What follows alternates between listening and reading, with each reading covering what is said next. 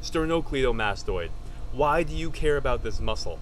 Because it generates all kinds of crazy amounts of pain. Hello everybody, welcome to the Pain Freedom Show, where we talk about common pain syndromes and how you can solve it from home. Let's get right into it. Today we're talking about headaches, and we're talking about the sternocleidomastoid muscle and all the crazy pain syndromes it can create. So let's go ahead and talk a little bit about this muscle. It goes from your sternum and your clavicle all the way to the mastoid process, hence its name, sternocleidomastoid. Why do you care about this muscle? Because it generates all kinds of crazy amounts of pain. We're not just talking about headaches all around your head. We're talking about TMJ pain. We're talking about strange things that you wouldn't think a neck muscle would cause, like visual disturbances, all kinds of perception distorting phenomenon, like ringing in the ears, you can't hear as well, balance issues, blurred vision, you're seeing double, one eyelid that's drooping, red eyes. Remember, this is all just from a neck muscle being dysfunctional. We'll talk about why it's like that. Some more things that it can cause is sinus pain, pain here, pain here, pain here. That's where all your sinuses are. A runny nose. We're talking about a glop in the throat. It can cause a chronic cough. It can make you feel like you're sick. Did you ever think that a neck muscle would cause all that? What else can it do? We talked about the ears, we talked about the eyes, we talked about systemic issues. It can cause just pain in weird places. We're talking about in the side of your face. We mentioned the jaw, behind the eyes, all the way across your temples, headaches in the back, the top of your head, the front. This thing is a beast. This thing causes pain all over your body. So let's talk about why in the world would it cause so much pain? Well, basically it's around all the nerves that supply the organs in your ears and your eyes. Remember guys, spine starts at the brain, starts here, and if you have this is the biggest neck muscle that you have. If it's compressing those nerves, it's going to mess with your perception, because you need the brain to be able to communicate to the body. So why does this muscle get all messed up? Well, we have to understand what it does. This neck muscle is the agonist in head rotation, head lateral flexion, and flexion up and down. So you can imagine there's so many different ways that it can get messed up. Common cause is whiplash from a car accident, whiplash from, I've even heard that somebody's playing handball, their hand hits the wall and they get whiplash all the way up and down their neck. If you have to hold your neck in one position, like imagine if you're in a window seat and you turn to look in one direction, sustained isometric contraction of that muscle in that position for prolonged periods of time will mess this up, causing all these pain syndromes. Or if you're constantly just looking to one side, just glancing, maybe you have a computer screen over to this side. Anything, any repetitious movement, any time that you hold your head in one position for too long, sleeping with a pillow that doesn't support you, so you're sleeping like this the whole night, sleeping on your stomach where your head has to be turned to the side. Of course, that's going to lengthen one side and shorten the other. You're going to have an imbalance, and your neck might feel like it's cocked to one side, and you have to hold it like that. We call that torticollis, which this muscle can definitely be responsible for. But for the purpose of this episode, we're going to talk about headaches. We have a headache series that we're going to go on. How do we take care of this muscle? Basically, you have to know where the muscle is. You can probably see it when people turn their heads. It starts at the clavicle and the sternum. It has two attachments, two heads. They run just like this, one like this and one like this, a little bit behind it, and they attach to the mastoid bone, which is the bone at the back and side of your head. You'll feel it right here. If you turn your head, you'll feel these muscles. They're like cables that go all the way up and down. Now there's trigger points all the way up and down these muscles. There's 4 of them, 1, 2, 3, and 4. And the best way to release the trigger point, which is basically just the muscle spasming because it's overworked, there's a metabolic crisis happening and it's trying to splint the joint, is you have to find and palpate the muscle.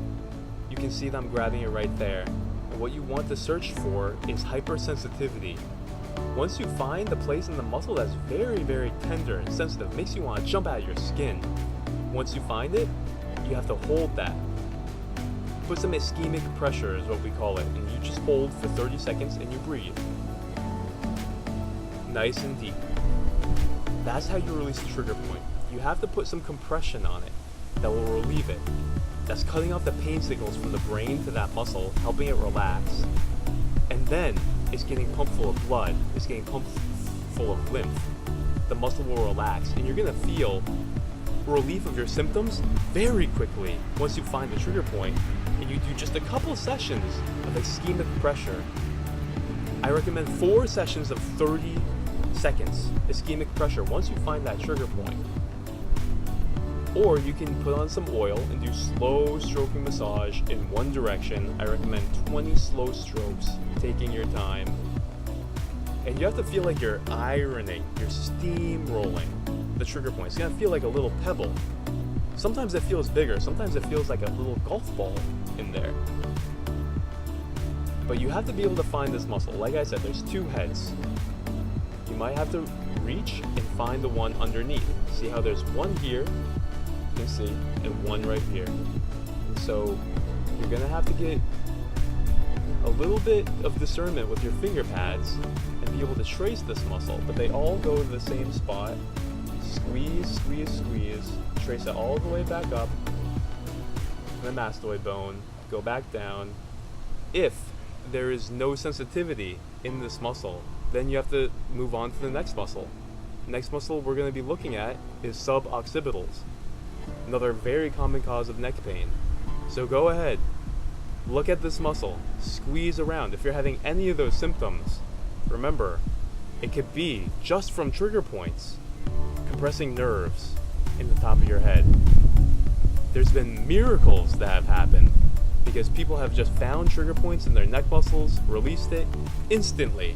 They can see better, they can hear better, they can balance better. Their dizziness goes away. Their fainting spells that they've had for 1, 2, 3, 4, 5 years goes away. The chronic headaches, the migraine headaches, the TMJ pain, the pain behind the eyes, the ringing in the ears, the tinnitus. Instantly, it can go away if you deactivate these trigger points. If you want more information on learning about these, read the book that I learned this from. It's called the Trigger Point Therapy Manual, and it goes over all the muscles in the body that cause very common causes of pain syndromes. As a matter of fact, it's from the work of Drs. Travell and Simons, who concluded about 80% of common pains in the body are just from your musculoskeletal system. The muscles exerting force that shouldn't be there on the bones, compressing you, compressing the nerves, tendons, ligaments, causing your pain. And it's very simple to solve. Just find this muscle, find a good massage therapist if you cannot palpate and release. Get to work. Now let me show you one other way that you can work on these SCM muscles so that you can get some relief. Let me know how it goes. Like and subscribe. I'm going to be doing an entire series of how to relieve headaches. 5 more in this series. Neck pain, shoulder pain, back pain, knee pain, hip pain, plantar fasciitis, ankle pain. We're going to go through the entire body. I've seen so many things in my practice as a massage therapist, and I want to share those with you so that you don't have to go through unnecessary pain. So go ahead and share this with somebody else who needs it. I really hope that this helped you. Now here's the bonus, how to release this with a rumble roller. Thank you so much, guys. Hope this helps. Alright, so what you want is one of these rumble rollers. See all those knobs it has in there? Those are going to really help get into those SCM muscles. And all you have to do is lie on it like it's a pillow right here. Start from the back of your head and then roll all the way forward and apply pressure. You might have to go a little bit forward onto the rumble roller, but get from that mastoid process some firm pressure. You might have to roll a little bit forward, but you're gonna find sensitive areas. Go ahead and maintain pressure whenever you find those sensitive areas and hold it and breathe. There's gonna be more sensitive areas. That's what you're looking for. Find them, put pressure, and remember, do many sessions of the trigger point release every day. We're talking about you spending maybe 2 or 3 minutes, 5, 10 times every day. It will be worth it. This will give you pain freedom. Go ahead, let me know how it works. Share it with somebody else who needs it. Have a great day.